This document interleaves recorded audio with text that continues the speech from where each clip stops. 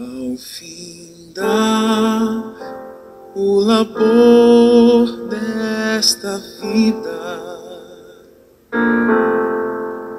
quando a morte ao teu lado chegar, que destino há de ter a tua alma? Qual será no futuro o teu lar? O título deste vídeo foi visto em um grande tapume no perímetro de um novo conjunto habitacional, onde uma nova vida começa. A intenção, lá nesse tapume, era transmitir que uma pessoa que comprasse uma dessas casas ficaria tão encantada que seria como se estivesse começando uma nova vida. É certo que a localização era boa, ligações de transportes públicos estavam nas proximidades, escolas e lojas de prestígios estavam facilmente disponíveis, igrejas de todas as convicções eram locais. No entanto, é verdade que essas vantagens materialistas e transitórias realmente introduziriam o comprador em uma nova vida? Será mesmo? O homem mais sábio que já viveu, além de Jesus Cristo, é claro, o Senhor Jesus, é o mais sábio de todos. Ele disse que era melhor do que este. Ele era um rei, Salomão. Mas o Senhor Jesus diz, eis aqui quem é maior do que Salomão. Este tentou todos, ou seja, Salomão tentou todos os prazeres concebíveis e o seu veredito foi: tudo é vaidade e aflição de espírito. Eclesiastes capítulo 1, versículo 14. Também a conhecida história do filho pródigo destaca a loucura de buscar satisfação nos prazeres mundanos. Lucas capítulo 15, versículos 11 e 24. Jesus Cristo, o eterno Filho de Deus, foi abordado uma noite por um homem muito religioso chamado Nicodemos. Nicodemos disse para Jesus que ele era altamente considerado na sociedade. João capítulo 3, versículo 1. Nicodemos foi informado pelo Senhor Jesus que nunca mentiu nem exagerou em linguagem clara e inequívoca. Ele disse, a menos que um homem nasça de novo, ele não pode ver o reino de Deus, nem entrar nele. No versículo 3, aparentemente tal conceito era novo para Nicodemos e ele não conseguiu entender o que estava sendo ensinado. Então perguntou, como pode um homem nascer sendo velho? Ele pode entrar pela segunda vez no ventre de sua mãe e nascer? Foi-lhe dito novamente, não te maravilhes que eu te disse, é necessário que você nasça de novo. Versículo 7 do capítulo 3 do Evangelho de João. Nicodemos confundiu o nascimento físico e o espiritual. O primeiro é necessário para nos preparar para a terra, e o último é necessário para nos preparar para o céu. Talvez essa mensagem seja nova e até confusa para você que me ouve agora. Nicodemos, neste mundo com vida física, ele não podia entrar no céu desta maneira. Nascemos neste mundo com vida física, mas isto não nos deu aptidão para a presença de um Deus Santo, para morar no céu com Ele. Uma mudança é necessária. É necessário um novo tipo de vida, a vida de Deus, ou seja, a vida eterna. O Senhor Jesus Cristo disse, eu vim para que tenham vida e a tenham em abundância. João capítulo 10, versículo 10. A transmissão desta vida divina é o que o Senhor Jesus chamou de nascer de novo.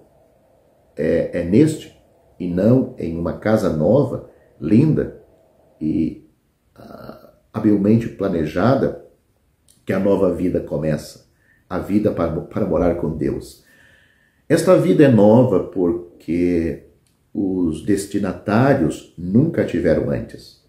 É-nos dada de cima, traz consigo o perdão dos pecados, a justificação da culpa, a reconciliação da inimizade contra Deus, redenção da escravidão do pecado e de Satanás, os desejos e os destinos os desejos e o destino eterno das pessoas são alterados e ela está apta a entrar no reino de Deus.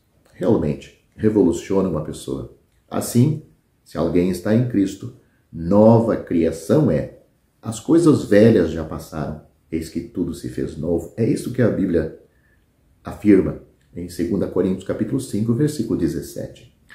Na conversa com Nicodemos, em João capítulo 3, versículo 14, o Senhor Jesus fez referência sobre o castigo de Deus ao povo de Israel por causa da desobediência deles, quando Deus enviou as serpentes para que mordesse o povo. Números capítulo 24, a história está a partir do versículo 4 ao 9. As pessoas foram mordidas pelas serpentes ardentes e muitos morreram. Eles precisavam de vida. Deus disse a Moisés para fazer uma serpente de bronze e erguê-la em um poste, e quem olhasse para a serpente viveria. Este é o estado da humanidade. Morrer por causa da mordida da serpente no jardim do Éden. Gênesis capítulo 3, todos nós fomos afetados por aquilo. A nova vida, a vida espiritual, é necessária e só pode ser obtida olhando com fé para o Salvador, Jesus Cristo, que foi levantado na cruz do Calvário, onde ele morreu por nossos pecados. 3 dias depois ressuscitou e posteriormente foi recebido de volta ao céu. Por causa da sua vitória sobre o pecado lá na cruz, a morte e o diabo, ele venceu ambos. Somente ele tem o poder de conceder vida espiritual a todos os que creem nele. Assim lemos: e como Moisés levantou a serpente no deserto, assim importa, é necessário que o Filho do Homem seja levantado, para que todo aquele que nele crê não pereça, mas tenha a vida eterna. Porque Deus amou o mundo de tal maneira que deu o seu Filho unigênito, para que todo aquele que nele crê não pereça, mas tenha a vida eterna. Porque Deus enviou seu Filho ao mundo, não para que condenasse o mundo, mas para que o mundo fosse salvo por ele. Quem crê nele não é condenado, mas quem não crê já está condenado. Esses versículos estão em João capítulo 3, do versículo 14 a 17, e eu saliento aqui, notar as últimas palavras: quem crê nele não é condenado, mas quem não crê já está condenado. Para você ir para o inferno, não precisa fazer mais nada. Você já é um pecador condenado. Cristo veio ao mundo salvar pecadores condenados. Não é pecadores que estão quase se condenando. Claro, alguns já estão condenados. Você imagina? Não você, né? Não, a Bíblia diz: você e toda a humanidade já está condenada. Você precisa de um Salvador urgente. Você não está na UTI. Você já está morto. Efésios capítulo 2 diz: mortos em ofensas e pecados, mas Deus pode te dar vida. Quem crê no Filho tem vida eterna. Quem não crê no Filho já está condenado, morto, condenado ao inferno. Meu prezado ouvinte, fique avisado: se você morrer hoje em seus pecados, sem a salvação de Deus, você estará condenado para sempre. Quero aproveitar e deixar uma palavra para você que não tem certeza ou segurança da sua salvação. Me faça uma pergunta: será que está seguro um homem parado no topo de um penhasco escorregadio? Se ele está constantemente em perigo de cair, então nunca se pode dizer que ele está seguro. Na verdade, ninguém pode estar seguro espiritualmente se perder a salvação por cometer um ato pecaminoso. Ou você acha que vai estar seguro? Em 1 João, primeira epístola de João, capítulo 1, versículo 8, nós lemos o seguinte: se dissermos que não temos pecado, enganamo-nos a nós mesmos, e a verdade não está em nós. É bom notar que a palavra pecado está no singular, a palavra pecado aqui neste versículo, pois João está falando da natureza, da raiz, e não dos frutos, ou seja, os pecados. Ele está falando da natureza caída, a natureza, o pecado, e não os pecados, os seus frutos. Observe também o tempo presente no grego da palavra ter, ele não diz tive no passado, ele fala no presente, ter.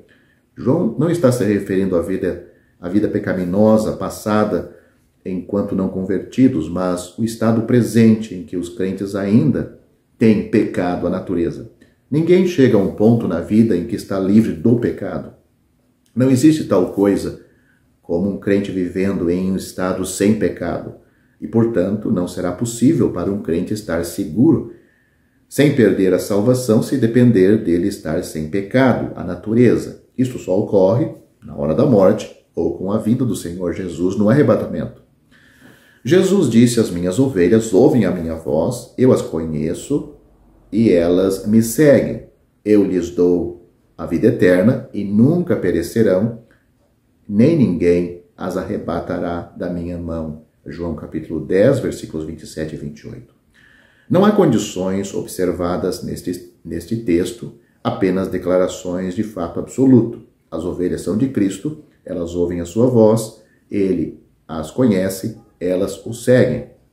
Ele lhes dá a vida eterna, elas nunca perecerão e ninguém as arrancará de sua mão. Ele não diz: se as ovelhas ouvem a minha voz, elas são realmente minhas ovelhas. Ele não diz também: se as ovelhas me seguem, eu lhes darei a vida eterna.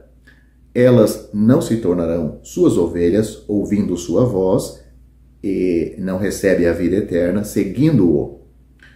Uma transação ocorreu anteriormente que já as tornou suas ovelhas. O Senhor Jesus disse no versículo 29 que a transação ocorreu quando seu pai deu, note, esta palavra está no passado, as ovelhas a ele.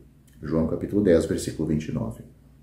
Agora que eles ou elas pertencem a Cristo, é de se esperar que as ovelhas façam o que as ovelhas geralmente fazem. Elas conhecem a voz de seu pastor e seguem sua liderança. Elas não seguirão nenhuma outra voz. Ele deixou isto claro nos versículos 4 a 5. As ovelhas o seguem, porque conhecem a sua voz, e não seguirão o estranho, mas fugirão dele, porque não conhecem a voz dos estranhos. Jesus disse: eu sou a porta, se alguém entrar por mim, salvar-se-á, ou será salvo, e entrará e sairá e achará pastagens. É uma figura de uma ovelha. João capítulo 10, versículo 9. Alguns defensores da segurança condicional sobre a salvação argumentarão que podemos seguir o Senhor Jesus hoje e seguir outra pessoa amanhã. Se assim for, devemos nos arrepender e começar a seguir o Senhor novamente. O texto argumenta contra esta possibilidade. As ovelhas de Cristo seguem a Ele e somente a Ele. Elas não obedecem nenhuma outra voz. A peregrinação cristã não é tratada em João capítulo 10. As ovelhas de Cristo o seguem. No entanto, nenhuma ovelha faz isto perfeitamente. Por sua própria natureza, as ovelhas vagueiam às vezes. Mas vagar e seguir a voz de outra pessoa são duas coisas bem diferentes. O que acontece quando as ovelhas vagueiam? E se elas não seguirem sua liderança o tempo todo, o que acontece? Se vagueiam e não seguem a sua liderança o tempo todo, elas ainda são propriedades do pastor? Elas ainda são suas ovelhas? Elas ainda estão sob seus cuidados? Sim. Quando elas vagueiam, o pastor realmente as estimula, junto com seu cajado, a seguir na direção certa novamente. Mesmo se elas vagueiam longe, ele vai atrás das ovelhas, porque elas são suas ovelhas. Mas não há nenhuma sugestão neste texto de que podemos vagar e ficar perdidos e necessitados de salvação mais uma vez. Isto implicaria que Cristo é incapaz de manter aqueles sob os seus cuidados. Poderíamos ter esperado que o Senhor Jesus dissesse no versículo 24, aí de João capítulo 10, as minhas ovelhas ouvem a minha voz e me conhecem. Em vez disso, ele disse, eu as conheço. Porque ele está enfatizando a segurança das ovelhas, seu conhecimento delas é mais importante do que seu conhecimento dele, ou seja, o conhecimento dele pelas ovelhas é mais importante do que o conhecimento das ovelhas dele, em relação a ele. Porque Cristo conhece suas ovelhas, ele nos guardará e protegerá. O uso da palavra mão, aqui no texto, na declaração do Senhor, ninguém as arrebatará da minha mão, não está enfatizando tanto uma mão física, de 5 dedos, que envolve o crente, mas sim o fato de que as ovelhas estão sob os seus cuidados e custódia. As ovelhas pertencem a ele. O fato de que ninguém os arrancará de sua mão indica pelo menos 2 coisas. Primeiro, não há ninguém poderoso o suficiente para levar suas ovelhas. Ao contrário do mercenário, dos versículos 12 a 13, é por isso que ele, o Senhor, pode dizer, eles nunca perecerão, ou elas nunca perecerão, no versículo 28. Segundo, as ovelhas nunca se tornarão propriedade de ninguém, mas sempre pertencerão a ele. Os falsos ensinadores geralmente ignoram a ênfase desta passagem na propriedade minhas ovelhas, meu Pai que mas deu elas. E, portanto, perdem detalhes importantes. Além disso, eles costumam argumentar que, embora ninguém mais possa nos tirar da mão de Cristo, podemos nos retirar voluntariamente. Isso adiciona ao texto o que não está lá. Jesus não disse, ninguém mais as arrebatará da minha mão. Ele disse, ninguém, incluindo aquele na mão de Cristo. A menção de seu Pai no versículo 29 é linda e fornece uma dupla segurança para o crente. A frase que conclui os versículos 28 e 29 são quase idênticas. Uma diferença é que ele disse que ninguém deverá nos arrancar de sua mão, versículo 28. Ele acrescenta que ninguém pode nos arrancar da mão de seu Pai, no versículo 29. Nenhuma ovelha se perderá, porque nenhuma ovelha pode se perder. Ele é tão forte que as ovelhas nunca precisam temer. Jamais pereceremos. Nos foi dada a vida eterna. Estamos nas mãos divinas, porque pertencemos ao bom pastor. O Senhor Jesus Cristo disse, quem ouve a minha palavra e crê naquele que me enviou, não entrará em condenação, mas passou da morte para a vida. Ele também disse, Deus enviou seu Filho ao mundo, não para que condenasse o mundo, mas para que o mundo fosse salvo por ele. Quem crê nele não é condenado, mas quem não crê já está condenado. Só tem 2 classes aqui, os que creem e os que não creem. Aqueles que creram no Senhor Jesus estão salvos, seguros, eternamente seguros. Aqueles que não são salvos, eles nunca mudaram a sua situação, eles não tinham uma outra situação, eles tinham só a situação de condenados. É assim que você está se você não está salvo. Você não precisa praticar nenhum pecado para ser condenado ao inferno. Cristo veio salvar você porque já está condenado. Você já tem pecado suficiente, não precisa praticar mais nenhum. Você já está condenado ao inferno. O que você precisa é de um Salvador. Este Salvador lhe dá total segurança. Ele disse, repito, eu sou a porta, se alguém entrar por mim, será salvo. O apóstolo Pedro disse, em nenhum outro há salvação, porque também debaixo do céu, nenhum outro nome há dado entre os homens, pelo qual devamos ser salvos. Só por Jesus é que nós somos salvos. E continuamos sendo salvos eternamente. Atos capítulo 4, versículo 12. Você, querendo ser salvo, você tem que crer no Senhor Jesus Cristo. Você também será salvo. Atos capítulo 16, versículo 31.